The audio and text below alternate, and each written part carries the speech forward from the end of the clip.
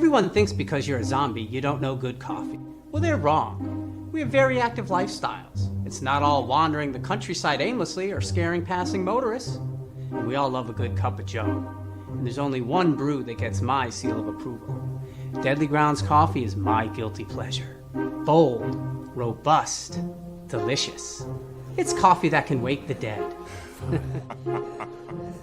With over a dozen different roasts and flavors, Deadly Grounds can satisfy the most finicky of coffee addicts. The aroma is so intoxicating. It brings all of my neighbors out of the woodwork. Deadly Grounds coffee. Coffee to die for and zombie approved. It's good to get a little deadly.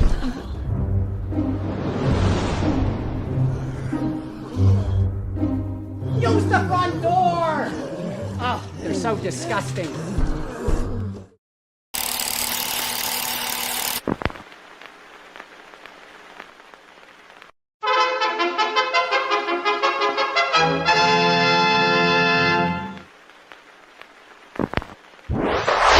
Persons under 18 will not be admitted.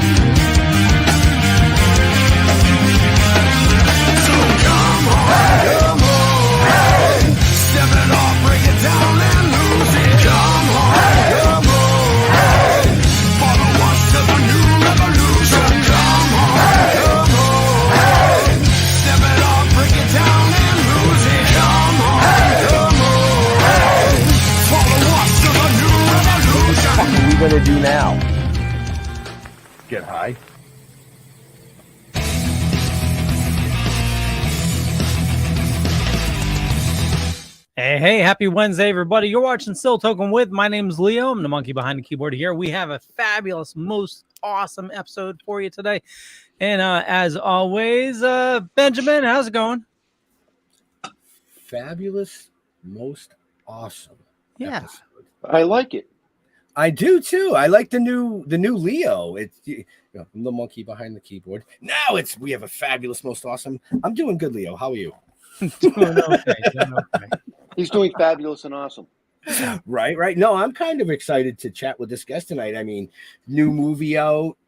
It's kick ass. A lot of older stuff that he's been in. A lot of one episode things, but he's been in a lot of shit. I'm really into digging into his mind. So yeah, that's all I fucking got. Next. Jeffrey! His mind. We'll have to find it first. Wow. But it's in there somewhere. How's everybody doing? It's Wednesday. I'm psyched. And it's March. We're getting into better weather in spring, right? Yes. Daylight savings is this weekend. Yeah, clocks go forward. I kind of like Yay. that, actually. I don't like the backwards, but I like the forwards. Get it? Anyway, let's just bring him in. Let's welcome Scott Hamm Duenas. Did I say that right? Man, you came close enough. That was a great effort. It was pretty awesome, man. Yeah, the 20 tries before we went live had It didn't help at all, but you know what? He gave it No. a try, and that was really, really good. It's well done. But like I said, it's easy going, man. You get as close as you can. There's no wrong answers. Good No to wrong know. pronunciations. Can no you wrong tell my answers. wife that? Yeah, no, I'm right there with you. Pal. Yeah, or actually, my wife believes I have all the wrong answers. That's for sure. Yeah. Yep. We're just gonna leave it there. Look In at the case they bright see this live. Yeah, at least you haven't have answered right answers. in 10 years. Exactly, I haven't answered right in 10 years. I'm working Me on and it. I'm gonna get one. me and my wife call it boy brain, girl brain. Girl brain is always smarter than us, monkey brains. Yeah, I get man. Wow. That's two Wow, monkey wow. references in the last 5 minutes, man. There- Right? You seem pretty genius to me. That was a pretty sweet open you guys had there. I'm sure you had a lot to do with that. So man, you're killing it over there. just a little bit. Yeah, Just a little bit. Yeah, I think Jeff supplied a couple of the pictures, and I said, "This is kind of what I would like." And yeah, Leo Yeah. did the rest. that's pretty much how my producing goes too, man. With these movies, I supply an idea or two, and then just hire a bunch of people way freaking smarter than me to take it to the next level. So speaking of movies, Yes, sir. you just released one. Yes, I'm very, very excited about it. It was last night on March 7th. We just released the feature film Rebroken, starring myself and the legendary Tobin Bell, who, if you don't know it by name, he's played probably the most famous for playing Jigsaw in the Saw franchise. And Yep. and just a huge resume of just probably been in a million things. My favorite things are like The Firm and In the Line of Duty. Did an episode of Seinfeld. I don't know. You just can't miss him when you see him. He's fantastic. But yeah, it opened last night, and we're streaming in lots and lots of places. We're available on DVD in lots and lots of places, and all the like Dish Network and all that good stuff. With more to come. We're kind of doing it little by little, but the official first day was yesterday, so I'm pumped up, man. That's awesome. That's Right, awesome. right. Yeah. Now you wrote the storyline for that, correct? Yeah, I mean, I wrote the original. Like, if you see the credits or see me credited on things, it will say story by Scott Hamm Duenas, or however you said it, Scott Hamm Duenas. And, and like I said, as long as anybody's saying it or reading the name, I don't care how you say it. But yeah, it was my story. I like to do this thing where I write down stories or script ideas or little things, and I do it old school, man. I'll get a pen or a pencil and write in like a comp book or a little folder. And they're all over the place in my house and in my office. And some of them I come back to, some of them I never do, some of them I reference. And this one I just kept coming back to, and I really only came up with about a 40-page short story, or it was like one episode, a half-hour episode, like a Twilight Zone or something, like an anthology type thing.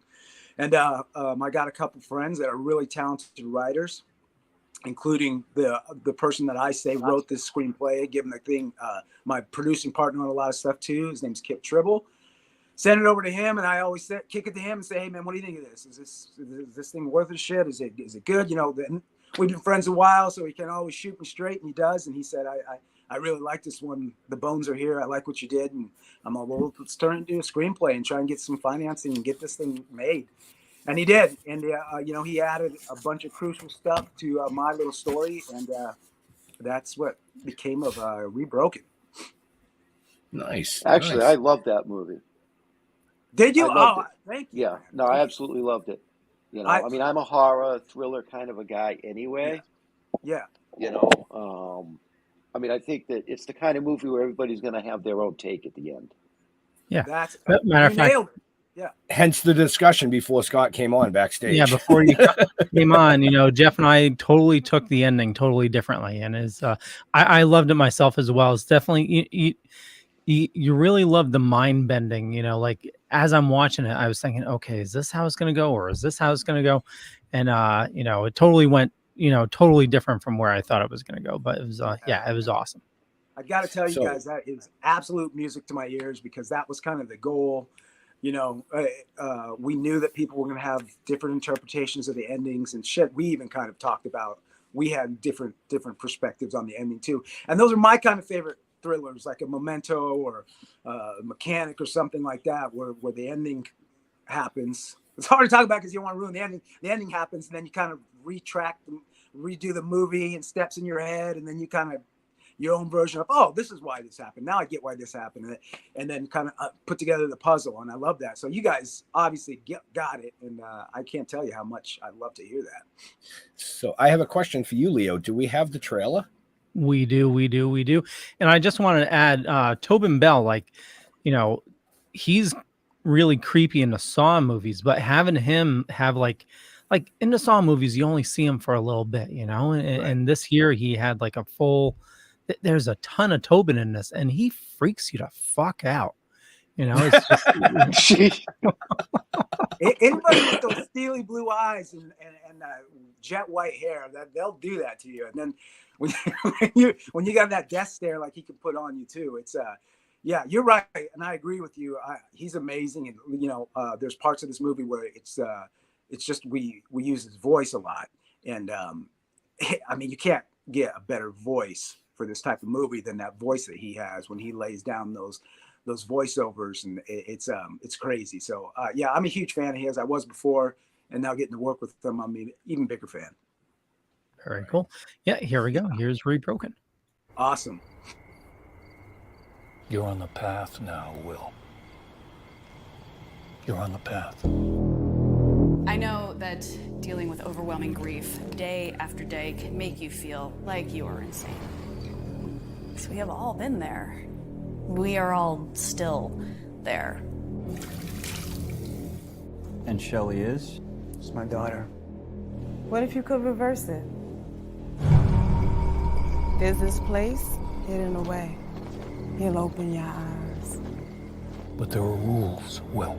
You must listen with a clear and open mind. Your mind is open, your heart is clear. Now open them both to what is dear.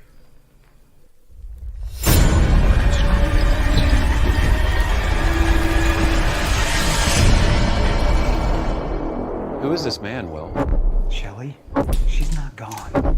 She's just stuck. Brother, you're stuck in a cycle right now, going round and round and round. Then you gotta be careful what you wish for. Folks don't always like what they discover about themselves. Like you've seen a goblin. Will, where is Shelley? Now open them both to what is dear.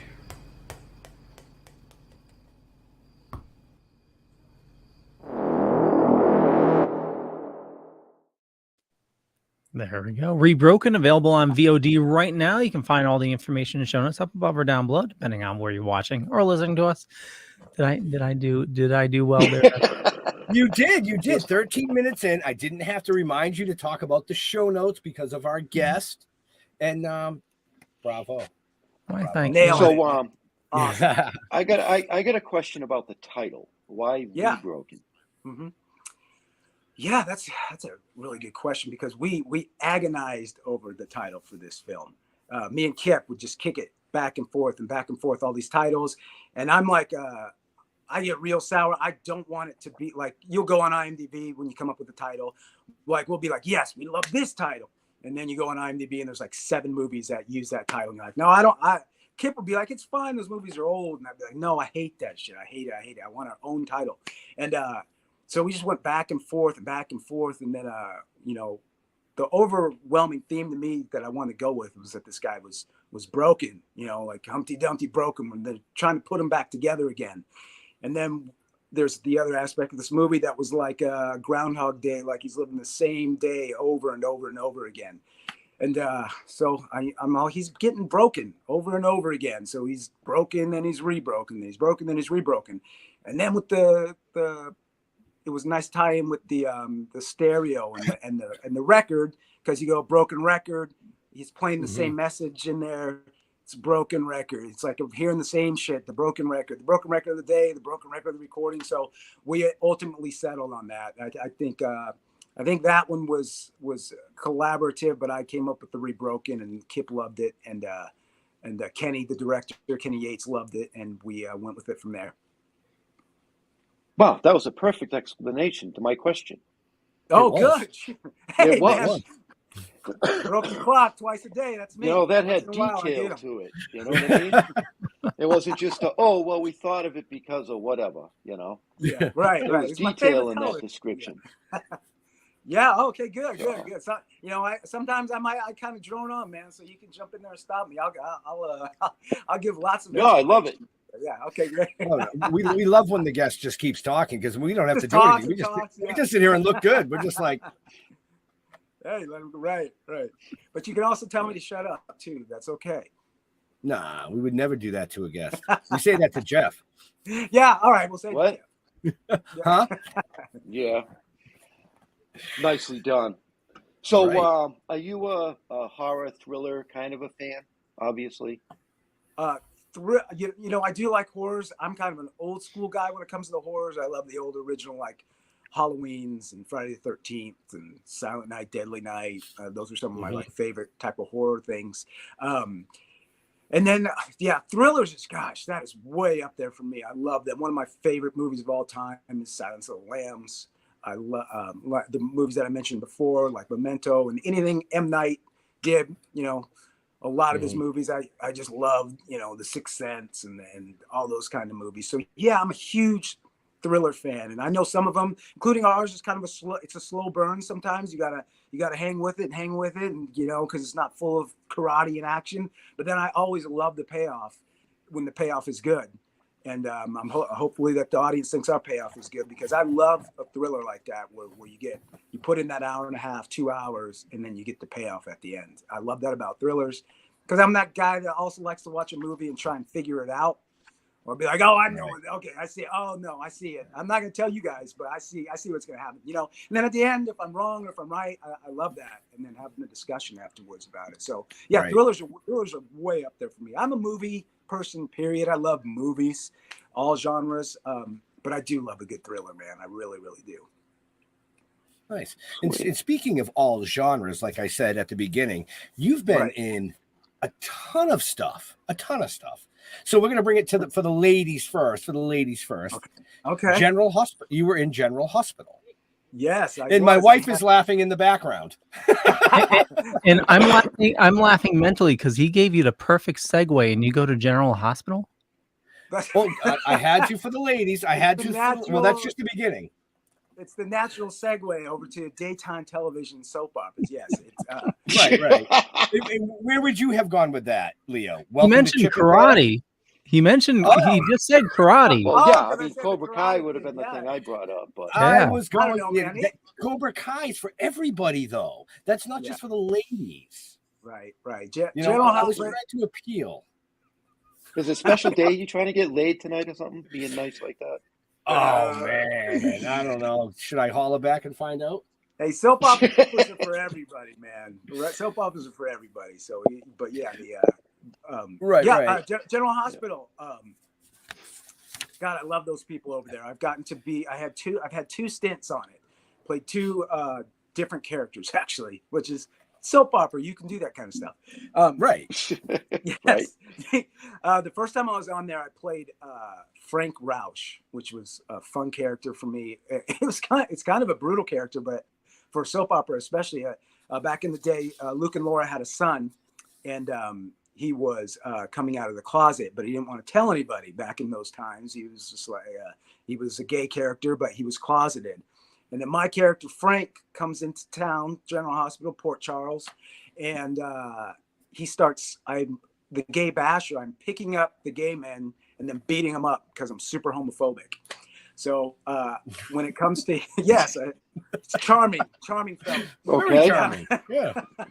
So I do the same with him, and then when I beat him up and his friends find out, that's his big moment in the show of, what do? Do you let me get off the hook because you don't want to come out of the closet to your friends and family, because why would the gay basher beat you up? Or do you do you come out and confront this guy and stop him because he's already beat up like 3 people in the town? So yeah, it was a nice little character arc for me, and it was a nice little couple weeks on General Hospital. I had a blast, and yes, needless to say, I was like, I remember the storyline going, this is a great part. I can be on it for a while, but I don't ever see this turning into a series regular. Because this guy is not very likable for himself. I think my last episode too, I became racist too. So that was a nail in the coffin. I think I had they assigned me an African American public defender, and I walked in and said, I ain't having one of you guys represent me, So it was I was not a man. Just talking about it now, I'm like, God, what a jerky character. But it's always fun to play. Right. I wasn't trying to go down that path, but shit. Yeah. There you go. Those are the fun roles to play. So I had a blast. And then just recently, because I have a little fight experience and I can do some of my own stunts and stuff, they called me back in to play Eric, which is a guy that robs Sonny Corinthos, the main bad guy, the Godfather character. I believe it ended up being like 5 episodes, and I rob Sonny, and then he gets me and beats me up and throws me in a car, puts me in the hospital, and I think I'm in a coma. So I think that's how they ended my stay this time around. But yes, I played Eric, and this one was a little bit faster entrance and exit, but it was good. I got to fight, got beat up, got to rob some people. Had to do a lot of dialogue with ski masks and disguises on, which my mom hated because she wants to see her son's face. But it was it. I loved it again. Like I get to play a bad guy twice, and 2 separate guys. One of them really bad and really stuck out. And I had a blast. I love it. And I'll go back anytime to play one of those guys again, or to play a third bad guy. But I had a blast. General Hospital. I love you. Very cool. And yeah, the show has been so popular too. It's so good to me every time I'm on it. That's fantastic. Yeah, I mean, one of the things that we find, like I said at the beginning of the show, we've interviewed a lot of people, and you always find that daytime soap opera. Oh yeah. That they maybe 1 episode, maybe 2 episodes, but you go. Yeah, it is very common. It's almost very, like a pattern. Common, yeah. It's like if you get on a daytime soap, then odds are your career is going to maybe be a little bit better than somebody that wasn't. Not saying it's true, but there's so many paths to get there. I think for a while, and they still do, I think the daytime actors and soap opera actors sometimes get a little of a bad rap, like they're cut below TV and cut below the film actors. But I think if people ever went behind the curtain and saw what they had to do, it's a really great place, especially if you're new, to learn, because it moves tremendously fast. Because if you really think about it from a technical standpoint, they're cranking out an hour show every day. And, an hour show, network hour show, you get 2 weeks to shoot. It takes 2 weeks to shoot that, sometimes more. And so you're cranking out an hour show for 5 days a week, every day too. It's not a 22-week season, it's every day. And these guys are getting these chunks of dialogue because there's all these multiple storylines, and you're getting new pages the day of. You get in there and they come slide pages under your door, and they're like the pink pages or the blue pages because they're making little changes as they go, because these writers have such a crazy job to keep all these different storylines intact. I think those are some talented people on those shows, whether they get the credit for it or not. And it's a great, like you said, for people starting out, for veterans and for anybody, that it's like doing a play every day. It's a really good place to go in there and know your stuff.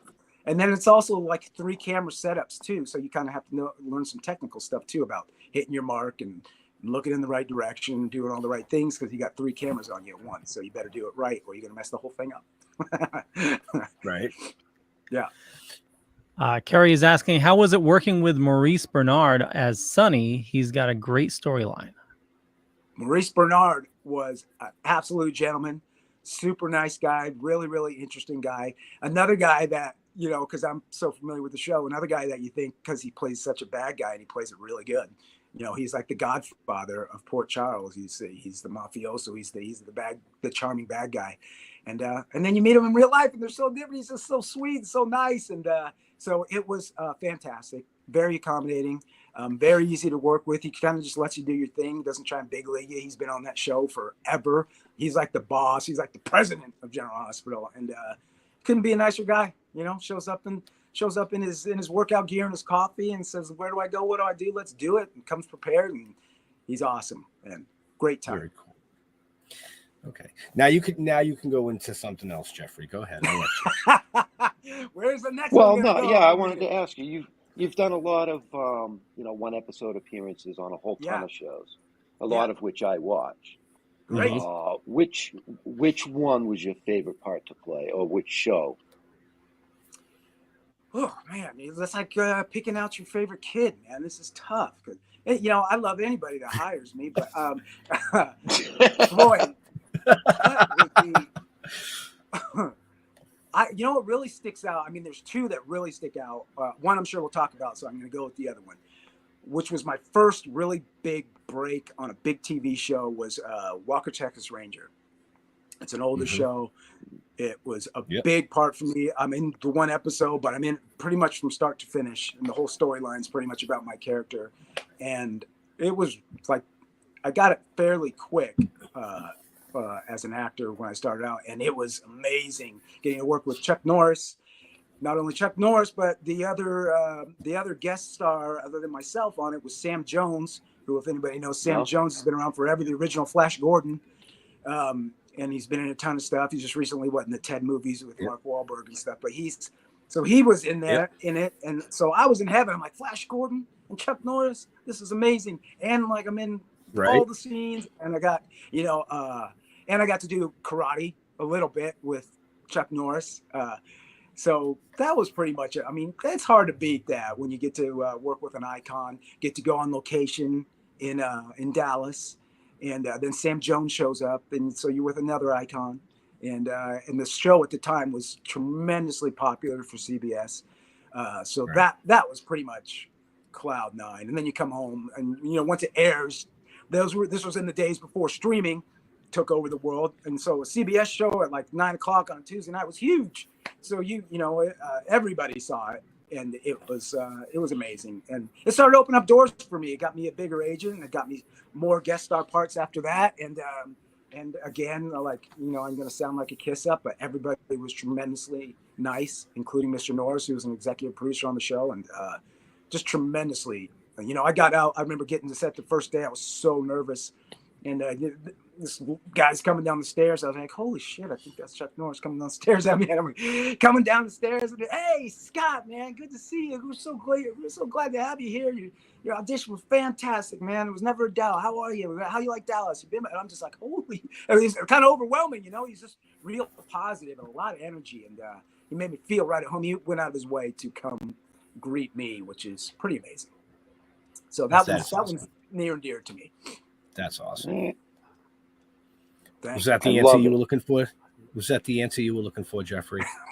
He's like, no, that was not the answer. But that's it. But it worked. How am I going to know? It's hard to pass up your first I'm just giving you shit. I'm just giving you shit. Fun of me. So I wanted to ask you about The Stay as well. Oh, okay, great. Yes. Mm-hmm. The Stay. Because I love that movie.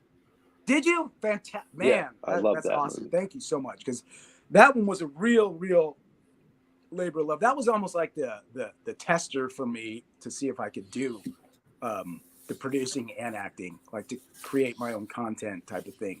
It was like it really was the tester, because we had really, it is one of those ones where it was like, we're making this with like credit cards and very small budget, and we didn't have any big star names or anything in it, but some of my actors that I know are really good did me some favors, and Kip was my producing partner in it, and it was basically our baby, and we did everything on it. And that is one that I wrote, but Kip came in and co-wrote it with me, but that one we co-wrote together.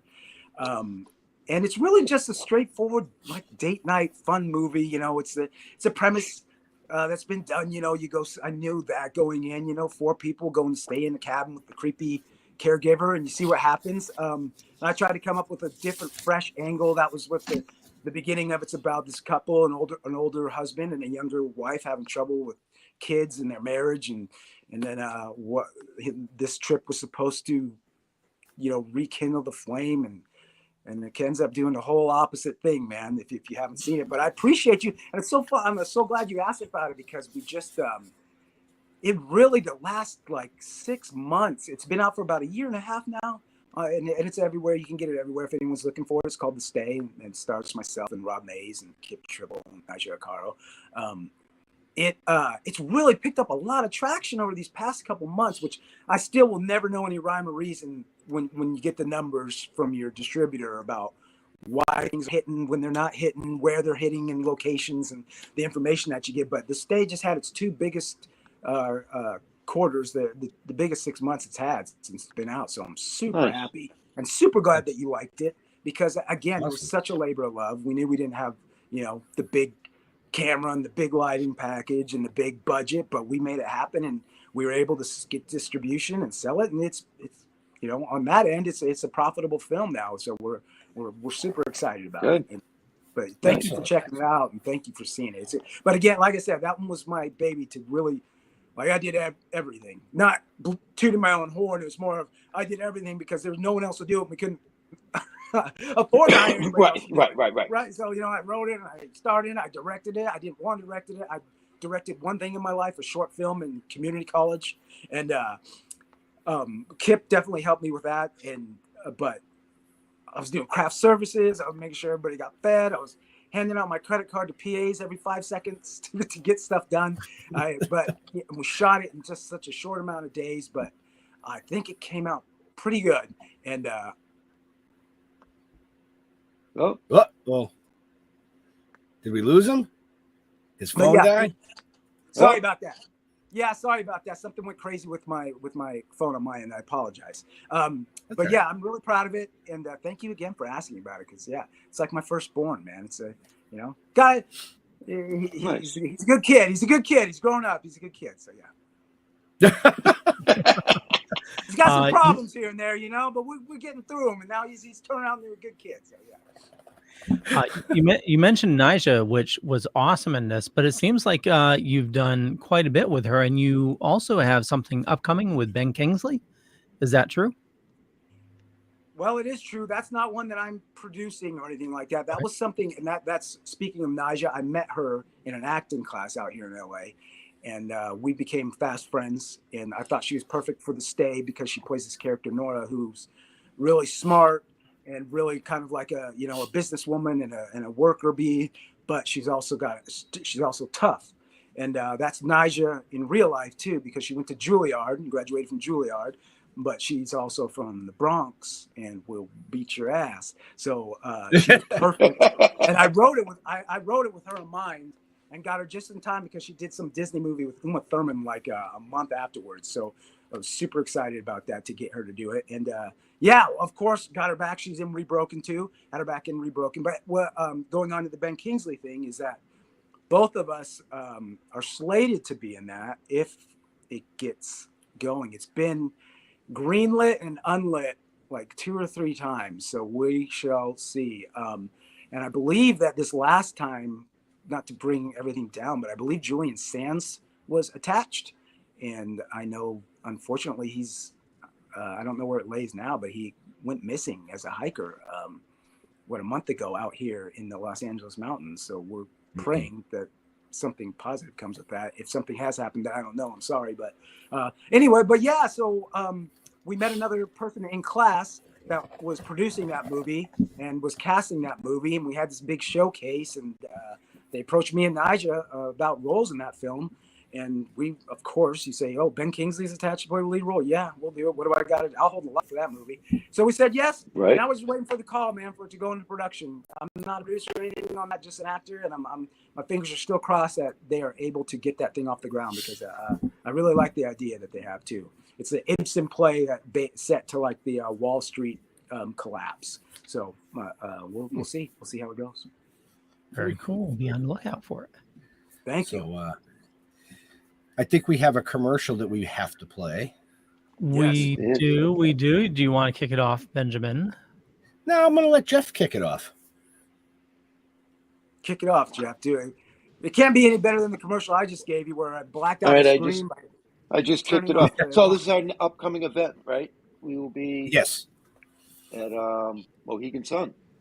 20 something. There it is. 25th and 26th. Yeah. That's it. Jeff and I will be at Expo Canna, home of the X Cup. But yeah, we'll let them tell you about it. Expo Canna presents the second annual Connecticut Cannabis Expo, March 25th and 26th at the Mohegan Sun. Whether you're an aspiring entrepreneur or looking to get your medical card and grow your own, Connecticut Cannabis Expo has it all. Open to the public. Come enjoy the lineup of guest speakers and lecturers, covering topics ranging from growing to setting up your cannabis business for success. Learn and grow with the area's brightest cannabis professionals. Tickets and additional info at expocan.com. That's XPOCANN.com. Nice, man. I want to go. How do I get there? You're going to fly from California to Connecticut, which is the East Coast. So it's probably like, what, $800? When you're going to buy the ticket. Connecticut's on the East Coast? Oh, thank you so much. It's at Mohegan Sun. Have you ever been to Mohegan Sun? It's at the Mohegan Sun, so you can gamble, too. I'm just kidding with you. Yeah. I have not been to the Mohegan Sun, but I was born in D.C., so I'm a little familiar with the area. Right. I have some relatives out that way in Boston, and I still have a best friend in D.C. And but yeah, no, I've never made it all the way up to Connecticut, but I need to. Yeah, Mohegan Sun's something to see. It's I don't know if it's still ranked this, but it's like the world's largest resort casino in the world or something like that. Really? At least it was. I don't know if when I worked there it was. So it's yeah, I don't know. Man. Congratulations, guys. That's gonna be a good time. Everybody go out and go see these guys. That's amazing. It's gonna be a good time. But like you said, you were born in DC, but you were a Seattle sports fan. Right. Well, they both were Washington, right? I was very confused. Not very smart. So maybe you're right. Maybe I did need that reference that Connecticut's on the East Coast. Because, I'm obviously well played. Well played. You're obviously But you went to college in Illinois. I did. Right? I kind of moved around a little bit. Yeah, I was born. My parents were living in Virginia. And my dad was a military guy. He was in the Marines, and then he was just out, and he was trying to find his way, a career. My mom was a really, really young mother, and very quickly said, "Get me out of here, and I want to go home to Arizona." So she took us all back to Phoenix. And that time when I was little, it was always these West Coast football games, and I just remember the Seahawks were always on, and I just fell in love with them. And then I just fell in love with the players. And then Steve Largent's a legendary Seahawks, was on number 80. And when I played a little bit of football in my time, I always had to wear number 80. And just that's how I became a big Seahawks fan. I still root for them to this day, though. I've never wavered. But yeah, been up quite a few times to see some games because it's not that far of a flight from down here in California. That's on the West Coast, if you're wondering. And really. So I'm shoot up there and catch a game, and and then I went to school in Illinois out there for. Did I make it 2 years? A little over a year. I was I went strictly to play baseball, and I was playing in this little league right out of high school. And, yeah, what's that? You pitched. Yes, I pitched for a long time. I did. Yeah. And, I loved it, man. I miss it. Baseball was my first love. Just like 99% of the population, just wasn't quite good enough to make it where I wanted to make it. But I wasn't going to go down without a fight, man. I must have played, after high school, played on travel teams. I played at a couple different colleges and community colleges and small colleges, and made my way up. My best year was in Illinois, and it just happened to be that a coach that one of my good friends from high school who grew up in Illinois was out for the summer visiting his family, and he went to a game and said, "Where's that guy playing next year?" I had a really good game, and he said he's not playing anywhere yet. He's probably just going to go down the street here. And so he said he should come out to Illinois with you. So I did, and it's this little school out there called Canton College or Spoon River College, just a little bit south of Peoria, over by like Bradley and Western Illinois and stuff. And I had a pretty decent year, but you know how it goes. You start shoulders starts going downhill, and you start getting a little older. Girlfriend wants you to come home. People want to get a job, and shoulder goes downhill. The girlfriend wants you to come home, but you got some sort of kudos in the yearbook, I think. I did, man. Yeah. Voted the cutest tushy. Oh no, I thought it was genius. It was genius. Oh well, that too. But yeah, but I read that you got voted the cutest tush in the yearbook. That is what it was, man. That's yeah, exactly. Of all the things you could be, most likable, best dressed. Yeah, I got cutest ass. So it was from the baseball pants. Yes. Baseball pants, right? The tight baseball pants. That's what it was. Yeah, baseball pants and lots of squats back in the day. When you're a teenager, you can put all that weight on your back and trying to get my fastball up. So yeah, it was growing the rear end a little bit. I don't know what happened to it now. It's gone. But I just want to know. I just want to know, Ben, what the fuck kind of research were you doing to find that? Bro, man, it was right in his fucking IMDb. All you got to do is read. You just got to read. I'm sorry. He's over here dying laughing. He laughed so hard the screen went black. I don't know what's going on. I really apologize for that. I don't know. I saw it's all good. On my end too, not to touch it. So it's Maybe somebody's they're sending you text messages. They're like, I'm watching the show. It's funny. What's going on with this? Everything's turned off. Oh wait. We know what it is. He's in California, folks. That's all you gotta say. It is. Yeah. The smog rolled in. It's all my back. It's all my girlfriends from high school now that you've reminded them of that I had the cutest tush, the cutest ass. But I did like his what kind of research were you doing for this thing? Oh, good thing I didn't mispronounce your name. It was all right there. I like it, man. It could have been worse. I could have said, well, does that still hold true today? Stand up, turn around, show the camera. Let's see if these ladies agree. But I didn't do that. I answered it for you beforehand, so I got myself out of that if that was coming down the pike. But it's not there anymore. I have to clear that up real quick. You know what? It's about half of what that was back then. Yeah, so welcome to the show, folks. We're talking about Scott's ass. Yes, this is correct. I told him at the beginning, you never know where it's going to go, man. Yes. Sorry. It's just the way it is. But we are here to talk about this new movie, Broken, which if you weren't here at the beginning, shame on you, but we're going to talk about it a little more. Awesome. Well, you know what we can do is play the trailer again. Why don't we let him bring that in? Yeah, let him give a good pitch on that and then bring the trailer in. I like that idea, Leo. Scott, do you want to give a intro on the trailer? I would love to, and I thank you for playing it again. This is a brand new movie. Came out yesterday, March 7th. It's on a lot of the streaming platforms right now, specifically Amazon Prime and iTunes and the Apple and Vudu, Vimeo, all those ones. Just go on the search bar and hit it and check it out. And you can see the trailer there. You could also buy it or rent it. But anyway, it's a thriller. It stars myself and the legendary Tobin Bell, Jigsaw himself. So check it out, and here it is. You're on the path now, Will. You're on the path. I know that dealing with overwhelming grief day after day can make you feel like you are insane.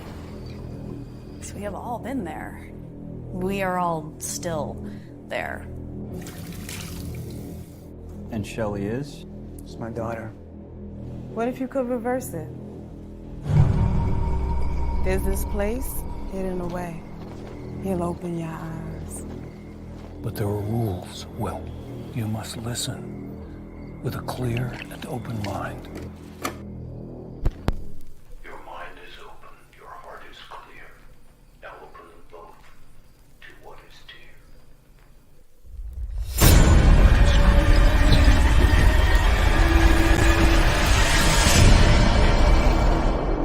Who is this man, Will? Shelley? She's not gone. She's just stuck. Brother, you're stuck in a cycle right now, going round and round and round. Then you gotta be careful what you wish for. Folks don't always like what they discover about themselves. Look like you've seen a goblin.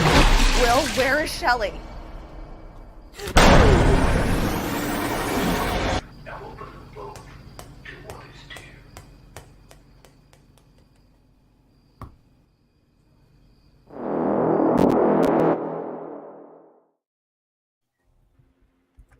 Hey. Awesome, man. Hope everyone liked that trailer. We worked very hard on it. Yeah. If you haven't seen it, go see it. Like he said, it's everywhere, and you can see it. Leo, up above or down below, depending on where you're watching or listening to us. Please And do. the movie Check it does out. the trailer justice. Yeah, it does. Support us little films like that, and then down the line we can bring you some bigger ones even. So we appreciate it. But we do. We appreciate every view, every click, every review, every rate review. That's something people can do that helps us out so much too. Is go on like IMDb and Rotten Tomatoes and things like that, Amazon, and rate it and review it, even if it's a 2-word review. Like, I like it. It helps us so much. Drives the algorithms. And, I like. It does so much. It's fantastic. See, I was thinking more like. Hey, I will take that. Yeah. Kicks ass. Yeah, Kicks there you ass. go. Look at this. Oh, you might. Oh, and he froze. It's that. That was not me. That was not me. That was on your guys' end that time. That one was not. Everyone went blank on my side, so I hope that that was not me. But yeah, check it out, man. You don't get to see my ass in that one either, but there's a couple tank top shots of someone into that. We did lose your screen. Can my screen's gone? Yep. And we're getting it as well. I'm looking right at myself, the same as I've been the whole show. Are you kidding? No. Do you mind popping out and popping back in? Sure. I swear, guys, this one is not me. I don't know what happened.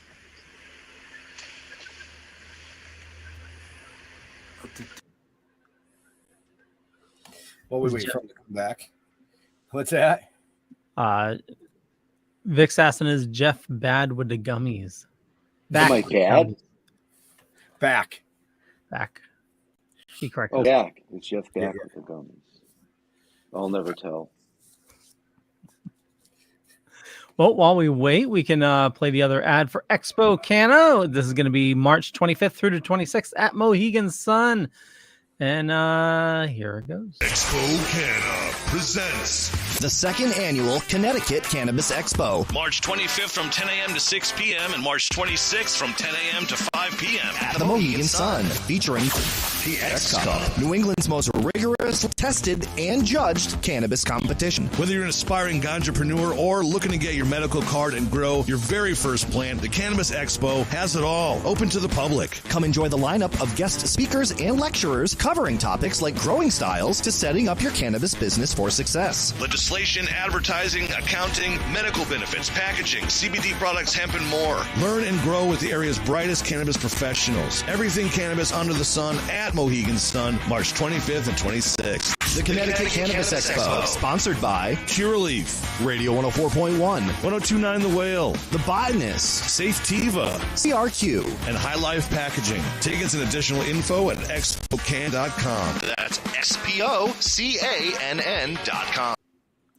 There we go. And March 25th and 26th. And he's back. Awesome. Yeah. I don't know what happened on that one. All of a sudden the whole thing went out. I didn't see your guys' handsome faces. And then when it came right back on, but then according to you, I was gone. So we're back. Yeah, it went all black and then super echoed. I was like, wow. It was a reset in the timeline. Okay. Yes. It's a California thing. Live, whatever we're going to call it, live everything, TV, radio, podcast, everything. What happens, right? What are you going to do? Yeah. So, it was the aliens trying to listen in. That's what it is. Right? They want to be broken. It's the recordings. We're communicating with them. It's the secret. They want to see the movie. That's what it is. I love me. I hope they do, man. We welcome everybody. We're inclusive, as they say here. We include everybody can watch this thing. Right. Yeah. I thought one of them was going to say something. I was like, I was going to. We all did the same thing. I was like, I thought you were going to say something. You probably thought I was going to say something. Well, I was going to say, are you inclusive to geeks? Because you had a co-star that is quite the geek. Oh, Allison. Wait on. Who? Allison? Oh, Allison Hayslip. Yes. She's fantastic.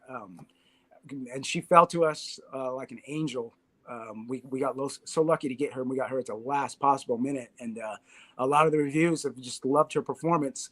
I read one the other night and it said they wished there was more of her. Hey, so do I.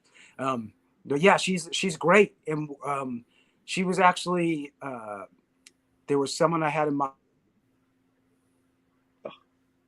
Oh, I'm so sorry, you guys. You guys can hang up on me just like, yeah, look at this. No. No, it's God, part of the show. We see, that one I don't can mind see. it. Now it's starting to upset me. I need a drink. But geez. This is the first time it's happened. Okay, whatever. Anyway, it's the first time it's ever happened to me. I say that a lot to people, but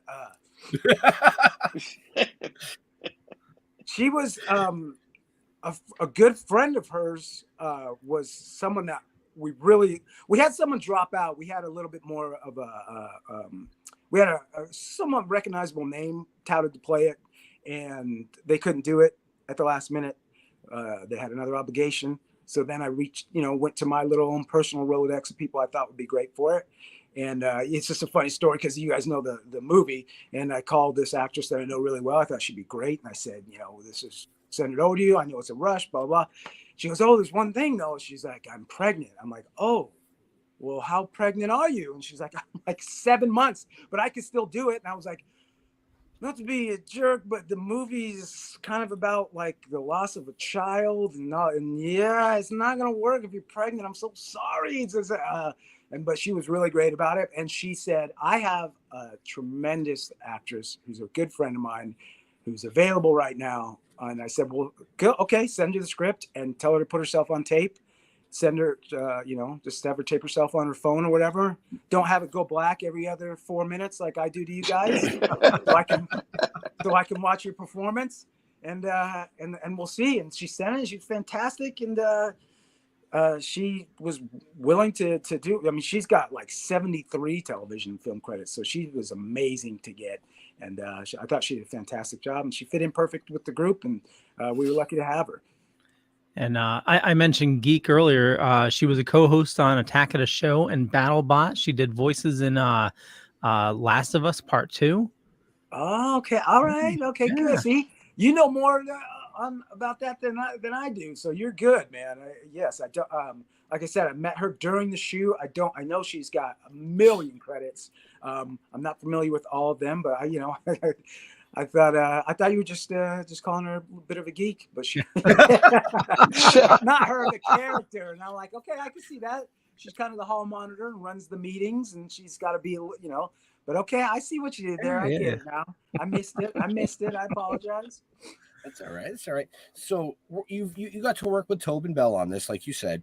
Yes. Is there anybody in the industry that you haven't had a chance to work with that you would like to work with? Oh, these are really, really good. That's a really, really good question. And it gives me a chance to crowbar something into that I just wrapped.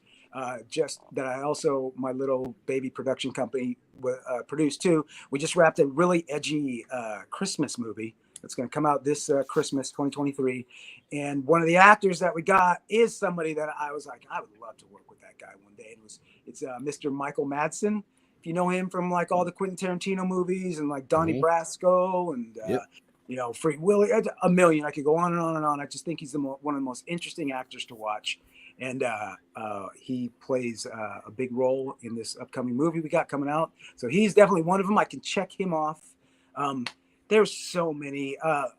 My favorites growing up, like they're so random, from like icons to like, to Jack Nicholson, who's in my favorite movie of all time. One Flew Over the Cuckoo's Nest, to somebody like Eddie Murphy, who I just think is talented beyond like the scope of things. And he did so many movies that me as a little kid loves, like Beverly Hills Cop is like one of my favorite movies ever. Yep. I used to dress like Beverly Hills Cop and go to school.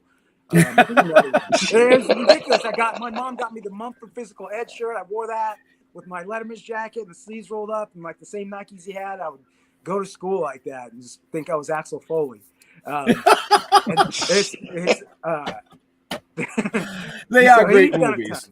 I would freak out if I got to work with him. And also another person who played characters that really made me want to be an actor is Harrison Ford, playing Han Solo and playing, Indiana Jones. I mean, come on. And then even Jack Ryan, those movies, people like that for me that I grew up like idolizing as actors and idolized the characters they played.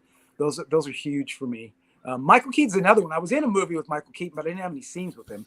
So, that was kind of a bummer, but I had a really small bit part in it, but it wasn't with him. And but he's another one that I just grew up loving every movie that he made. Is Michael Keaton. So those it's a huge list. I've been lucky enough to work with lots of cool people, and there's still hopefully lots more to come down the pike, because there's a ton. I could go all day on actors that I would love to work with. Are you watching Shrinking right now? I'm not. Should I be? You should. Shrinking in 1923. Harrison Ford's in both of them, but Shrinking is a comedy, and the latest episode. Yeah. Black again.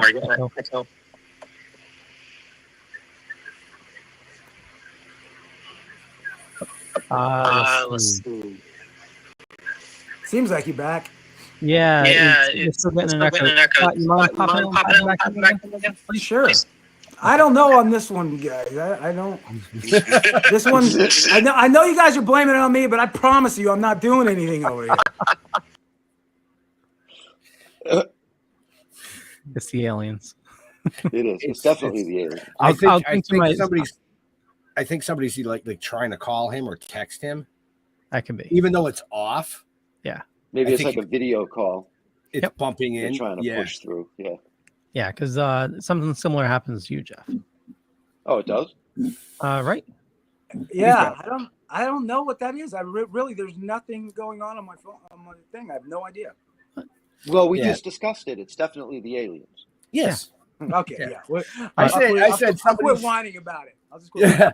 I said somebody's trying to either call or text you, even though it's off. It's almost like it's coming in, it's bumping, and then turning you black.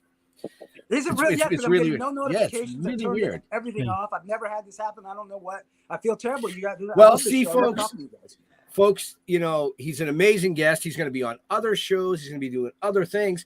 Go watch his movies so he can go buy a laptop. I do. You know what? I'm such a stubborn ass. I do have a very nice new laptop, and I've done. See, I'm spoiled.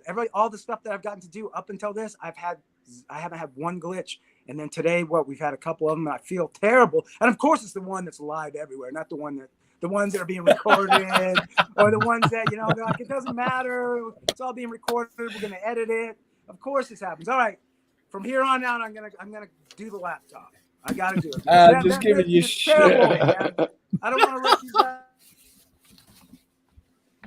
guys. Show, man, I feel terrible.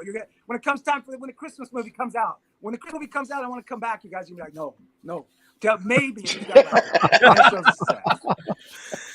Just to finish my thought from earlier, though, Harrison Ford in Shrinking, latest episode, he plays stoned, and seeing Harrison Ford stoned is the funniest shit I've ever seen. I gotta watch it for sure. There's so much good stuff on. I'll put it in the queue, man. I gotta check it out for sure. Yeah, really good. Apple TV series. Awesome. Gotta check it out. Thanks for the recommend. Thanks for it. So we have about 5 minutes left with our amazing guest, only because he dropped out 3 times and I had to add up those minutes. We had him scheduled for another half hour, but we're not going to do this bullshit all day long. So we're going to get him out of it. We're not going to do this on and off game for much longer. So 5 minutes, if he can hang in there. Well, we'd keep you for another half hour, but Leo has another show in about an hour that he runs called The Dorkening. So make sure you guys check that out. Tune into the Dorkening Podcast Network. Tons of shows. Yeah. Tons of shows. Awesome. But you can also watch all our broadcasts on our website, stilltoking.com. But we are now also going to be streaming on Red Coral Universe. So download the app. Yep. Download the app. It's free. Red Coral Universe. Yeah. Leo. And you can watch that. I'm doing it for sure. I'm doing it for sure. What was that, Ben? I said, go ahead. I know you want to ask a question because you always ask the same question. Oh, you're talking about my question that I ask everybody? Yeah. Well, is that my cue? Is that my cue? No, Jeff wants one first. Yeah. Go for it, Jeff. Do you have any hobbies?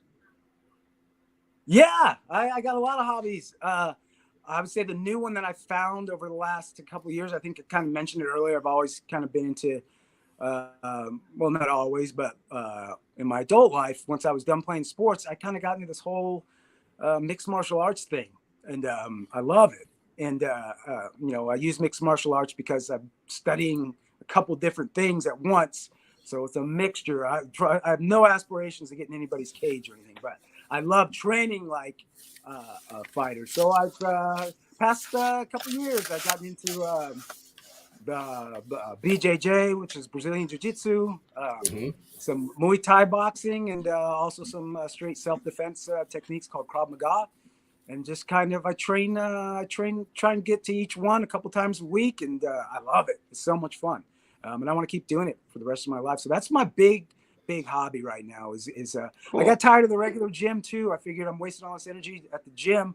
I might as well be learning a skill, and learning some self-defense, and it also comes in handy sometimes in the movies or getting hired for something. If they ask if you have any experience or any training or can do some light stunt stuff, it's gotten me a part or two over the years. So I love it. But I love it. That's my number one hobby right now. Will be training like a wannabe MMA guy, even though I know my place. That there's no. I know those are some bad. After training with people that are like aspiring guys and going, hey, wow, you guys that's another level. I'm a hobbyist dad. You need to take it easy on me. Right. Right. Well, so speaking of karate, you were in an episode of Cobra Kai. How was that? For me, absolutely huge, because I was a Karate Kid honk as it was. I love the Karate Kid movies. I love, and I even watched that first original season of Cobra Kai before it really even, it obviously blew up, but it was on YouTube Red at the time. And I watched it and said, this, I thought it was going to be, I didn't know about it when I went into it. I was like, I don't know about this. And I watched that first season. I'm like, this is great. They went the complete opposite route that I thought they were going to do. And then season 2 came around when they were shooting it and got renewed and got moved to Netflix. And then when I got the call for the audition, I was like, no way, I gotta get this. And the coolest thing about my episode, not only did I get to fight and do some fighting with the William Zabka, who plays Johnny Lawrence on the show and in the movies, which was just so surreal to be fighting with him. My episode, I remember when I got the script, I had to sign all these NDAs and do all this stuff. I'm like, wow, they're really serious about their storylines. But it was because they had the original Cobra Kai, for people that are familiar with the movie, was going to be in my episode. They did 2 episodes and they were going to be in my episode. And I was like, no way. The whole Cobra Kai? Yeah. I'm like, and you're fighting them all. And I was like, oh my God, this is fantastic. So I got to go out to Atlanta for a couple days, and we choreographed a fight and got to fight with these guys and hang out with them. And man, I had a blast. Ton of pictures, and fanboyed out a little bit while I was out there, because again, I just grew up. It's like getting to box Sylvester Stallone or something for me. It was getting to do a fight scene with Johnny Lawrence. It just gets no better for me. I loved it. Right. That's awesome. And it was great for me. It wasn't the hugest part, and I got so much run off of it because the show was just so, career-wise, the show was so popular, and they have that fan base that's like a Star Trek or a Star Wars or something, where if you're just a part of it, people are constantly reaching out to you for pictures and stuff, and they want to be that guy that knows all the characters. You know what I mean? Like, right. I played I'm dressed up as Boba Fett's cousin for Halloween. They want to know, they've gone to know all the characters. So playing my character is called Ear Gauge because I had ear gauges in it, and yeah, man, I got so much shine for that. Yeah, I'll be forever grateful. Those guys were fantastic, and I had a blast. That's awesome. Well, the question that I ask everybody, and then what Ben was alluding to, is what is something besides acting and besides karate, or it could be even karate, but what do you dork out about on your off time? Like, we've had Bruce Valanche on, and he dorks out about like the history of like sunken vessels and stuff like that. What's something that is totally unique to something that you love, either studying, reading, doing, working on cars? What is it? This is good. This is a good one. Well, it's not that good. My wife hates it. I love playing fantasy football. I love when the football season comes around. I jump into fantasy. I know it's super dorky, so you made the right word, fantasy team, but I've been playing for a lot of years. I used to play in multiple leagues. until I got married, and then that shit went right out the window. I had to decide. So how many leagues are you in? How much are the fees? No. So now I'm in 2 that I've been in for like over 10 years each. And I love it. I love preparing. I love studying. I love all the stats of it. I love the shit talking that you get to do with your friends and the other players. And the draft is always a big, huge party that we have. And we did it in Vegas last year. So I get to see old friends. I get to drink and geek out on it. And yeah, if you heard us, it's completely, unless you're into fantasy football, you're like, what are you guys talking about? Because, you know, it's yards after catch are terrible. I guess 3 yards after catch, I would draft them, with your pick. Fuck, it's just constantly great. But I love it. I can't wait for the season because I had a very disappointing season in both leagues this year. So I need to make a comeback. Forgive me. I tell those guys, they make fun of me, and I kind of dig back. Forgive me. I was making a movie with Tobin Bell. I couldn't concentrate on my lineup. All right, guys? So, forgive me. Yeah, I was doing scenes with Michael Madsen around the playoff time. Okay, I couldn't set my lineup right. Good excuses. Awesome. Yeah, they're great excuses, right? I try and use that as my trump card, but they don't care. They're my friends. They don't give a shit. So right. Yeah, exactly. Oh shit! I guess on that one, Leo. Yeah, we'll wrap it. So let's see. Where's the buttons here? Okay. I want to thank everybody for watching this fine evening. Definitely check out Rebroken, available on VOD everywhere.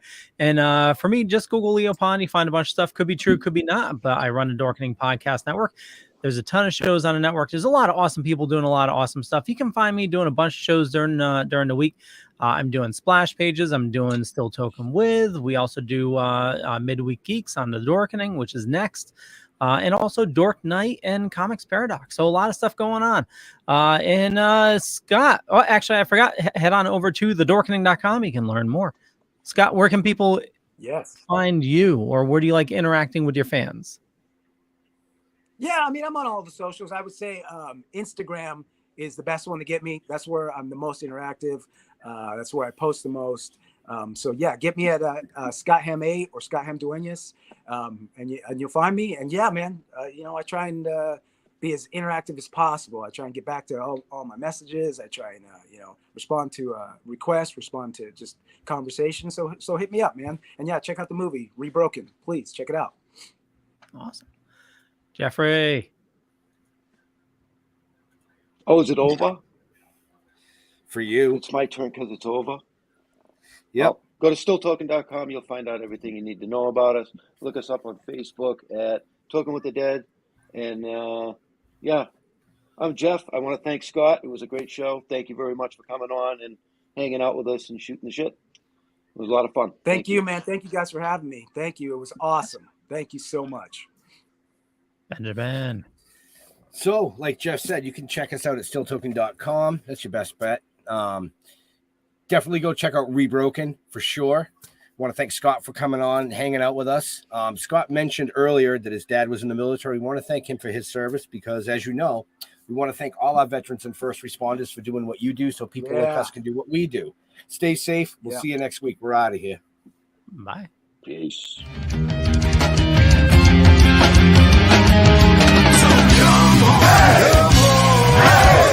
Step it off, break it down and lose it. Come on.